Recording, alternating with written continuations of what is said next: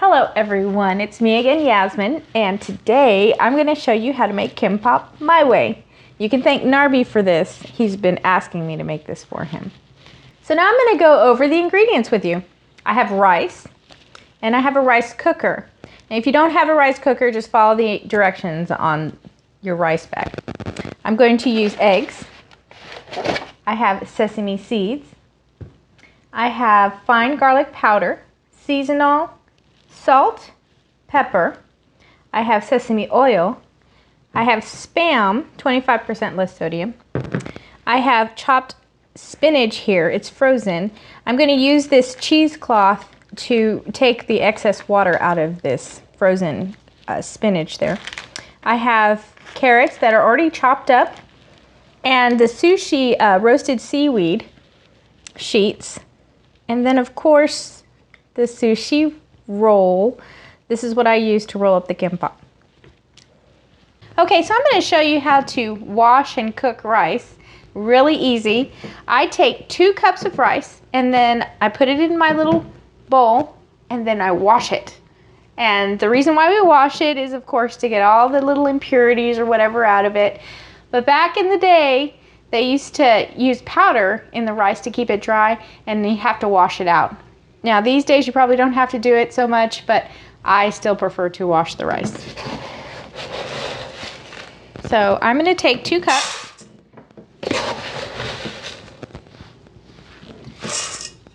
And this will make about 6 cups of rice. So I'm going to wash it now. This is cold water. And I wash it until you see that it becomes really hazy, a hazy white.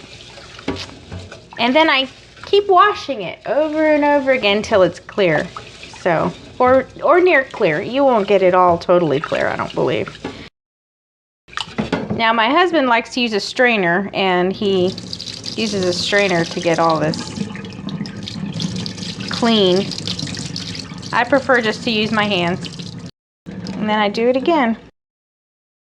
Now they say if you wash it too much, you take all the vitamins and stuff out of it. So if you're concerned about it, I wouldn't wash it too much.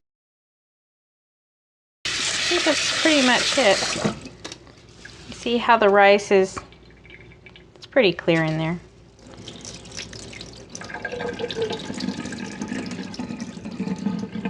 Now my mom taught me that you need to put enough water in here to cover your knuckle, like your first knuckle, and that would be perfect.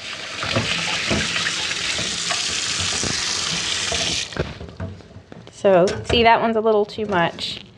So you take it out just a little bit. And if you can cover like your first knuckle, then you have enough water in there. Now me, I will just take my 2 cups of water and put it in there because you still have a little bit of water in the rice, and it comes out perfect that way too. And then of course you take this, put it in your rice cooker, turn it on, and then it'll cook beautifully. Okay, so now I have the rice cooking as I speak. And next I'm going to make this chopped spinach. I'm going to cook it like the directions tell me to. You can do it in the microwave, or you can do it on the stove top if you're a little scared of the microwaves. So I'm going to cook this, and then I'll show you what I do with the cheesecloth to get all the water, excess water out. Okay, so now after your spinach is all cooked, you're going to take the end of it, let it cool because you don't want to get burned, and cut the end open. You're also going to take your cheesecloth, open that package, or you can also use a clean towel, a non-linty towel, to drain the water from your spinach. So try to unravel it a bit, and then I'm just going to cut it in half. So what I'm going to do is I'm just going to take the spinach, put it on here. You can see it. What we're going to do is take it up on the sides. You see it's already dripping. You let it cool, and then you're going to just spin it, like twist it down. too hot right now for me to do it. So I'll show you in just a minute. So now that we have the spinach cooled, we're gonna go ahead and wring the spinach out. So you're just gonna twist the cheesecloth. So I've squeezed most of the water out of it. And now what I'm gonna do is I'm just gonna add just a tiny little bit of sesame oil, maybe 1/4 of a teaspoon, with a little bit of salt, and season it. Now the reason why I squeezed the water out is because if you use it when it's really wet, it tends to make your seaweed paper very moist and it falls apart. So now I have 1/4 teaspoon right here of sesame oil. I'm just going to drizzle it on there. And then I'm just going to do a couple of shakes of salt just to season it a little bit. And then I'm going to mix it with my finger. And that's all you need to do. It doesn't make it too wet. And that's it. And that's the spinach we'll use on our kimbap. Okay, so now we're going to make the egg part of the kimbap. I'm going to take 4 eggs and crack them into this bowl. Now I'm going to mix up this egg and we're going to season it now. I'm going to use 1/4 teaspoon of garlic powder. I'm going to use 1/8 teaspoon of seasonal. And then about 1/8 teaspoon of the pepper. And just mix them up. So now we're going to cook the eggs. We're pretty much going to make it kind of like an omelet. I'm going to put some non-stick spray on my non-stick 12-inch pan. And I'm going to take about half of the egg mixture and cover the pan on the bottom. So at medium temperature.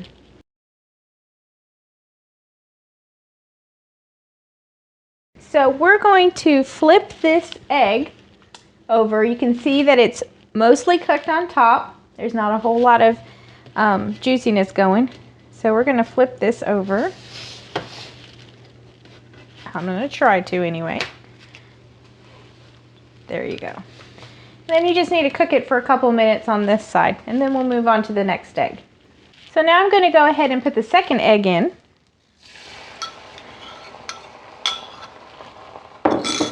And cook this up, and then we'll be done with the eggs.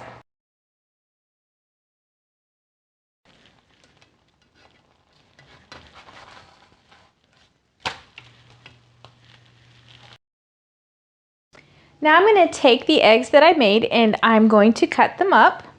So what I do is I take the egg and roll it up, and then I cut it like so.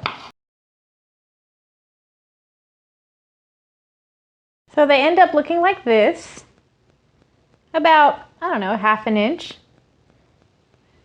And then I put them on a plate, get them ready for later. So now what I'm going to do is cut the Spam. If you look at it, the long ways right here, we're going to lay this flat.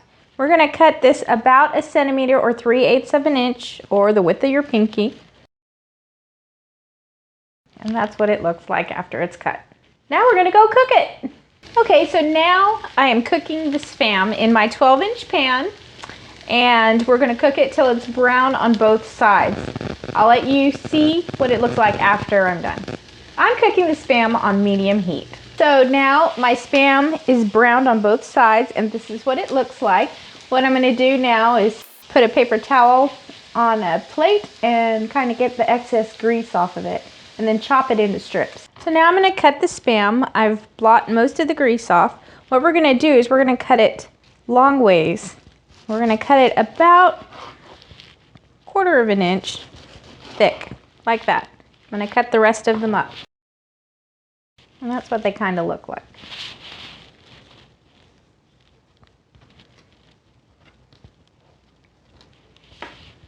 So now I'm going to season the rice that I'm going to use. So I'm going to take the rice out of the rice cooker, put it into this bowl.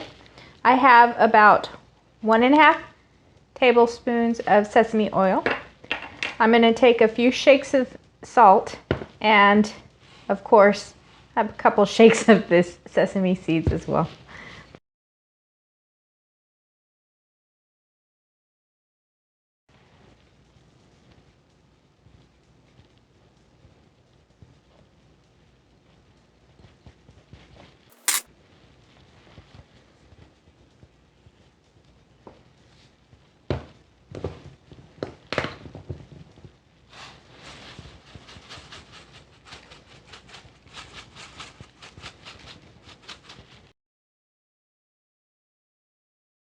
So now I have all my ingredients that I prepared. I have my spinach. I put carrots in this bowl. I have my eggs, the Spam that I browned, and then the rice that I made. And of course, we have the seaweed. Next, I'm going to put it all together, and I'll show you what I do in just a moment. So I'm going to take 1 sheet of seaweed, and I'm going to put about a 1/2 cup of rice on that seaweed. And what you do is you spread it out. I put a couple of pieces of rice at the end so it will close and stay closed. Next, I'm going to put 2 pieces of Spam, an egg, piece of egg, carrots, and then of course spinach. And what you're going to do is hold your stuffing, roll over, squeeze with the little end up, squeeze it down, and then you're going to roll it. And then you have your little roll, like this. You're going to do this over and over again until you run out of ingredients. Now, I just want to add a couple of things. Instead of Spam, you can use bulgogi, if you have bulgogi, or some kind of meat. And you can always add cucumbers or avocados. There's a lot of variety that you can do when you make a sushi roll. In this case, this is called Gimbap. I'm going to do this one more time. My husband told me I went through that a little fast, so I'm going to slow down this time. We're going to put about a 1/2 cup of rice on the seaweed. Make sure that you cover like maybe this much of your seaweed, and along the edge you're going to put extra rice, and that's what's going to help close this roll.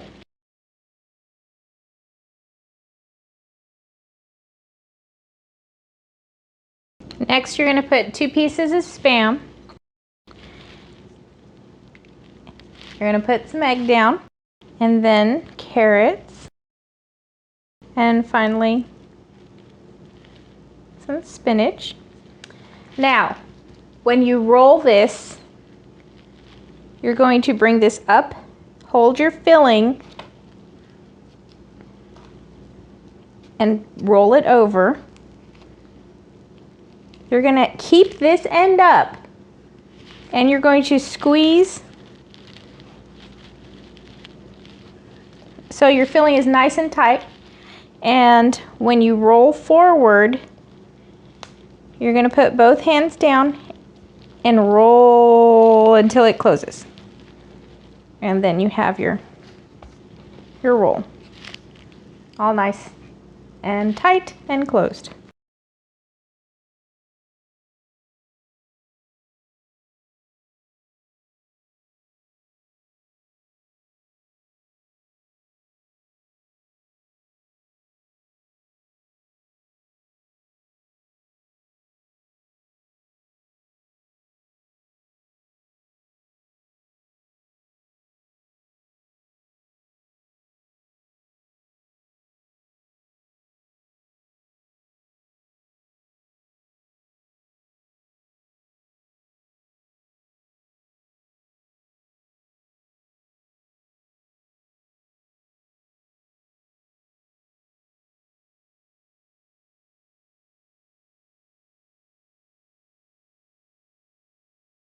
So now I'm all done making the Gimbap.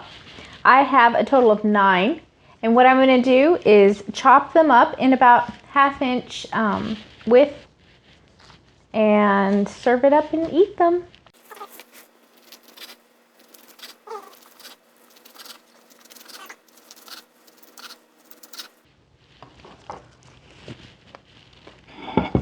Come on. This is my husband, Richard. He's going to be the guinea pig to eat this. Oh, man. This is actually really, really good. I wish you could see it up close. It's just absolutely divine. Mmm.